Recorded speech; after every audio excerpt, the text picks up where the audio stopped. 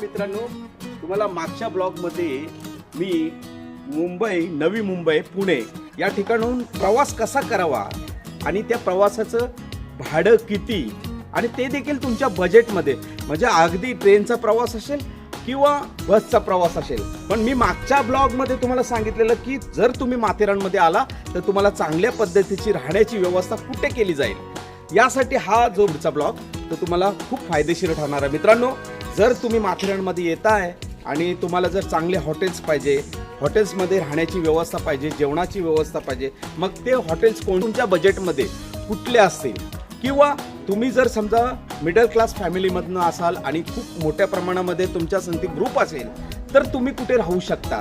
जर या ठिकाणी रहिवासी भागामध्ये पाहिलं तर अनेक घरगुती लॉजिंग आहेत आणि ते देखील अतिशय चांगल्या पद्धतीचे असे राहण्याची व्यवस्था असलेले लॉजिंग आहे.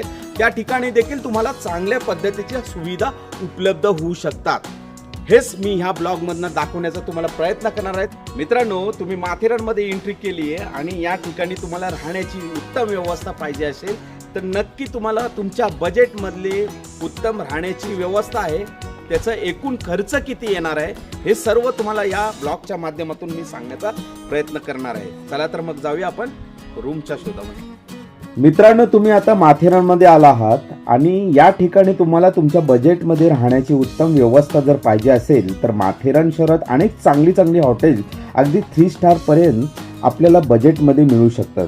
त्याचबरोबर आपला जर हॉटेलमध्ये राहण्याचा बजेट जर कोलमडत असेल आणि आपण मोठ्या ग्रुपमध्ये असाल तर तुमच्यासाठी देखील या ठिकाणी उत्तम राहण्याची व्यवस्था असणारी ठिकाणे मी तुम्हाला या ब्लॉगमध्ये सांगणार आहे. मित्रांनो, आपण माथेरानला शक्यतो सुट्टीच्या दिवसांमध्ये ट्रिपचा प्लॅन आखत असतो. मात्र तुमच्या माहितीसाठी तुम्ही सुट्टीच्या दिवसात माथेरानला येणार असाल तर तो सीझनचा अर्थात पर्यटन हंगामाचा कालावधी असतो आणि विकेंडमध्ये शनिवार रविवार या 2 दिवसात पर्यटकांची चांगलीच या ठिकाणी रेलचेल असते. आता कालपासूनच नाताळ पर्यटन हंगाम सुरू झाला असून 31st नाईट अर्थात सरत्या वर्षाला निरोप देण्यासाठी देखील मोठ्या प्रमाणात पर्यटक या ठिकाणी येत असतात.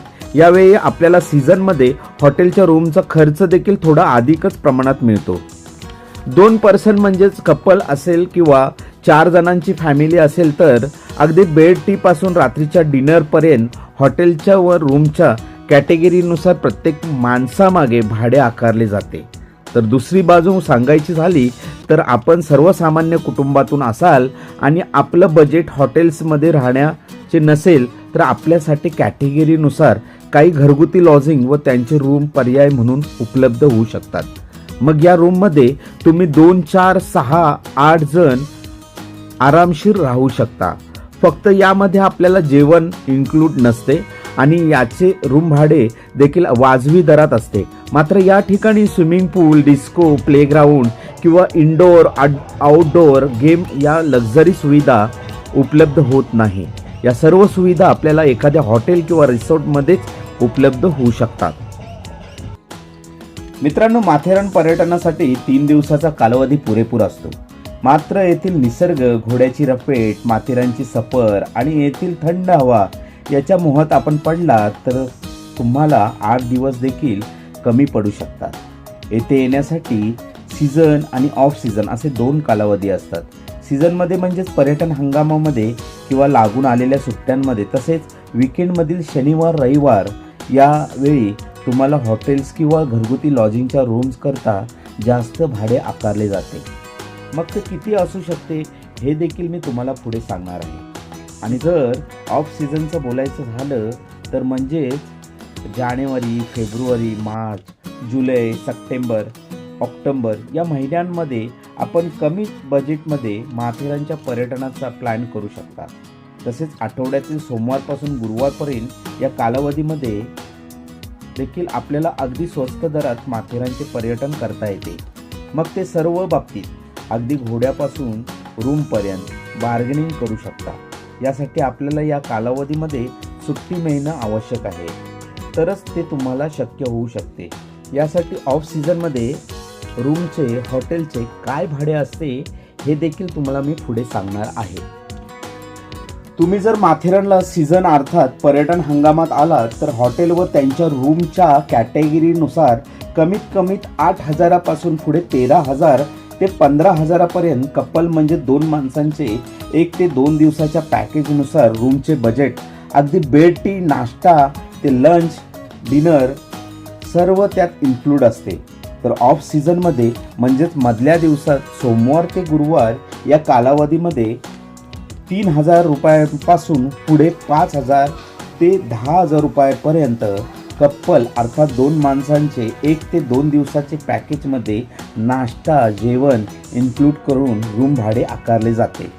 त्यात काही हॉटेल्स येणाऱ्या पर्यटकांचा अंदाज घेऊन पर्यटकांच्या बजेटनुसार देखील रूम अवेलेबल करून देतात. यासाठी तुम्ही त्यांच्यासोबत बार्गेनिंग देखील करू शकता. म्हणजेच मित्रांनो, सीझन आणि ऑफ सीझनमध्ये जेमतेम 1,000 रुपयांपासून पुढे 5,000 रुपयांपर्यंत हॉटेलच्या रूम बजेटमध्ये फरक असतो. आता मित्रांनो, आपण जर मिडल क्लास फॅमिलीतून असाल, आपल्या कुटुंबाला मित्रमंडळींना माथेरानला फिरायला घेऊन यायचं असेल आणि जर तुमच्या बजेटमध्ये रूम हवे असतील तर निश्चित तुम्हाला माथेरान शहरातील काही रहिवासी भागात उत्तम राहण्याची व्यवस्था असलेले घरगुती लॉजिंग या ठिकाणी इंदिरा गांधी नगर, मुस्लिम मोहल्ला, छत्रपती शिवाजी महाराज नगर तसेच बाजारपेठ या ठिकाणी अगदी 4 किंवा त्यांच्यापेक्षा जास्त म्हणजेच 8 लोकांसाठी कमीत कमी 3,000 रुपयांपासून पुढे जास्तीत जास्त 5,000 ते 8,000 रुपयांपर्यंत सीझनमध्ये कॅटेगरीनुसार फक्त राहण्यासाठी रूम भाडे आकारले जाते. तर ऑफ सीझनमध्ये कमीत कमी 1,000 रुपयांपासून पुढे जास्तीत जास्त 3,000 ते 5,000 रुपयांपर्यंत रूमच्या कॅटेगरीनुसार फक्त राहण्याचे रूम भाडे आकारले जाते. यामध्ये आपण आपल्या बजेटनुसार बार्गेनिंग देखील करू शकता. वेळेला घरगुती लॉजमध्ये ऑफ सीझनला कपलसाठी म्हणजेच 2 जणांसाठी 500 ते 600 रुपयापर्यंत देखील रूम भाडे आकारले जाते आणि ही सर्व राहण्याची व्यवस्था तुमच्या बजेटमध्ये व्हावी यासाठी ही माहिती तुम्हाला उपयुक्त ठरेलच. मात्र तुम्ही मुंबई येथून लोकलने प्रवास करत असाल तर तुम्हाला नेरळ रेल्वे स्थानकात माथेरानमध्ये राहण्यासाठी हॉटेल्स व रूम बुकिंग करून देण्यासाठी रूम एजंट आपल्याला मिळतील. असाच प्रत्यय आपल्याला दस्तुरी कार पार्किंग म्हणजेच माथेरानच्या प्रवेशद्वारावर देखील येऊ शकतो. मात्र रूम एजंटची खात्री करूनच आपण या ठिकाणी आलेल्या अधिकृत बुकिंग ऑफिसमधूनच हॉटेल आणि रूमची बुकिंग करावी, जेणेकरून आपली कोणतीही फसवणूक होणार नाही याची काळजी घ्यावी व आपलं माथेरानचं पर्यटन सुरक्षित व आनंदी होईल हीच अपेक्षा. मित्रांनो, तुम्ही माथेरानच्या टूरचा प्लॅन केलात आणि तुम्ही माथेरानमध्ये आलात. या ठिकाणी आल्यावरती तुम्ही कुठे नेमकं राहिलं पाहिजे, तुमची उत्तम राहण्याची व्यवस्था कुठे झाली पाहिजे, या सर्व गोष्टी मी या ब्लॉगच्या माध्यमातून तुम्हाला सांगितलेल्या आहेत. उत्तम हॉटेल्स किंवा घरगुती लॉजिंग असेल, हे कशा पद्धतीने तुम्हाला कुठल्या विभागामध्ये कुठल्या ठिकाणी मिळतील हे सर्व तुम्हाला या ब्लॉगच्या माध्यमातून मी सांगितलेलं आहे.